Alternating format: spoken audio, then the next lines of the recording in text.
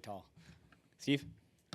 Carlos, why did you guys, or why did you decide to not have Ventos in the lineup for the second straight game? Yeah, so it's kind of like a unique situation here where we're facing pretty platoon pitcher here. And once I made the decision of DHing Jeff, originally I wanted to play him in center.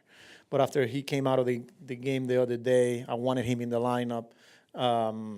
That's the whole reason behind him. Getting the lefty in there. It's not a strict platoon matchup, it just happened to be J-Mo, who I'm pretty familiar with it. And I just wanted to get all of them in there.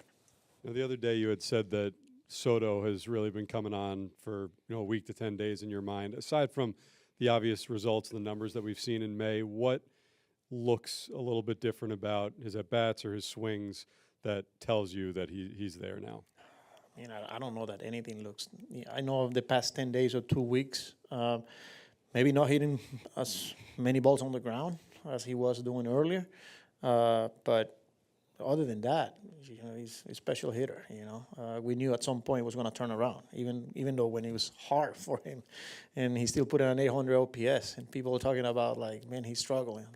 That's pretty good. I think it's just more like using the whole field, but getting the ball off the ground a little bit more. Howie on the left.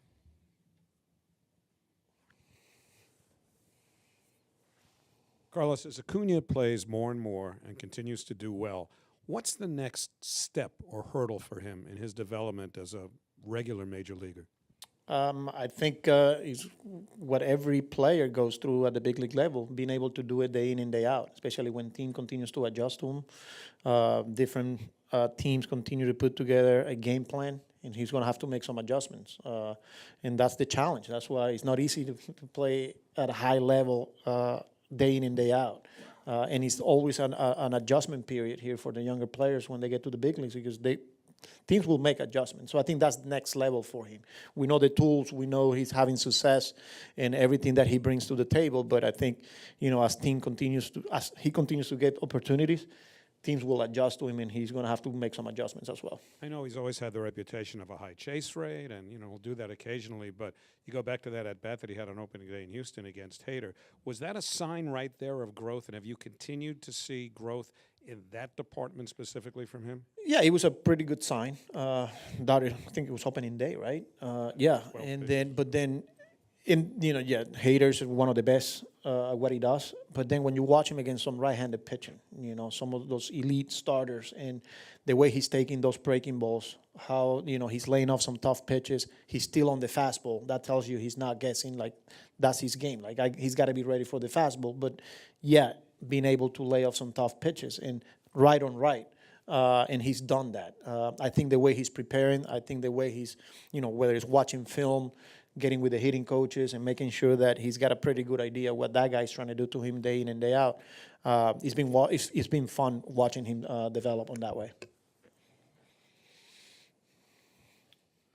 Tim on the left.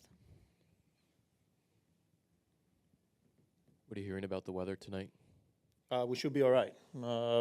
I think at worst, maybe a little bit of delay, but we should be able to get this one in. Bill. How is Sean Manaea? We saw him playing catch on flat ground today. Yeah, and I think he was scheduled to play catch off the mound. Not with the catcher squatting down, but off the mound. He's up to 120, feeling good. So. Anybody else? Jerry on the right. Were you guys surprised by the severity of AJ's injury and the long-term recovery? Yeah, I wouldn't say surprised. As soon as he came out, he was complaining about the tricep. But then after the game, after talking to the trainers, they knew exactly it was a lat injury. And then once the MRI, the first one, showed, I said it from the beginning, we're dealing with a significant injury here. So he made that decision, and we wish him well and a quick recovery. But I don't think we were surprised by it. Tim. Is Montes closing in on facing batters? Yes, he's scheduled to throw a bullpen today. I think he's his fourth one. So hopefully by the end of next week, he's facing hitters. And that would be like in a live BP setting Yes, here? live. Or Brooklyn or probably or somewhere. We'll see. We'll have to decide because I think we're playing the Yankees when we're getting close to. So whether we do it here before we go over on the other side, but yeah, we'll figure that one out. Abby? How's Blackburn's rehab going? Good, good. Through on Tuesday, and he's scheduled to throw on Sunday again with the AAA team in Jacksonville. I think he's up to 50-some pitches now. So yeah, he's continued to progress well. And you guys want him to be around 70, I think? Yeah, that's the goal. That's the goal. 75, and then we'll see where we at after that.